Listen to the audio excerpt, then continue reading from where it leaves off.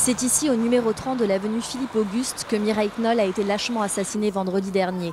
11 coups de couteau lui ont été portés avant que son corps n'ait été brûlé par Hassine, son voisin musulman qu'elle connaissait bien. Une relation saine qui se serait dégradée suite à son passage en prison. Noah Goldfarb, la petite fille de la victime, est sous le choc. En gros, ce que j'ai compris, c'est qu'ils étaient en train de boire un porto ensemble. Et quand ma belle-mère est arrivée, elle lui a demandé qui êtes-vous, et qu'elle a compris qui il était, elle a pris peur et elle lui a demandé gentiment de partir.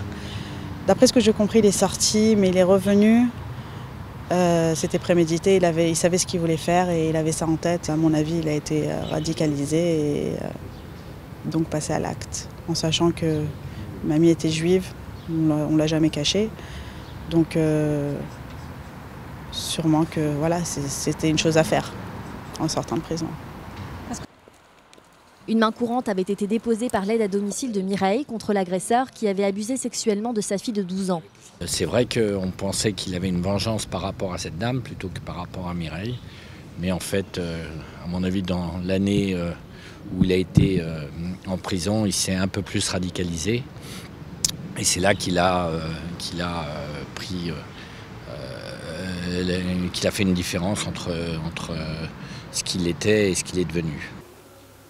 Pour la justice, le caractère antisémite est bien retenu. 2 individus ont été déférés hier et mis en examen pour homicide volontaire. Ils sont tous deux en détention provisoire. Toutes les institutions juives demandent à la justice de faire toute la lumière sur cette affaire. Je crois que c'est l'horreur, la douleur également, la volonté de consoler sa famille et la volonté aussi avec les pouvoirs publics de m'assurer que cet antisémitisme qui continue à monter, qu'on puisse trouver des solutions pour l'enrayer définitivement.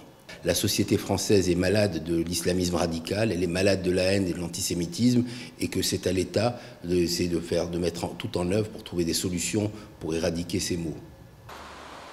Une marche blanche aura lieu demain, place de la Nation à 18h30, une manière de témoigner soutien et présence à la famille de la victime.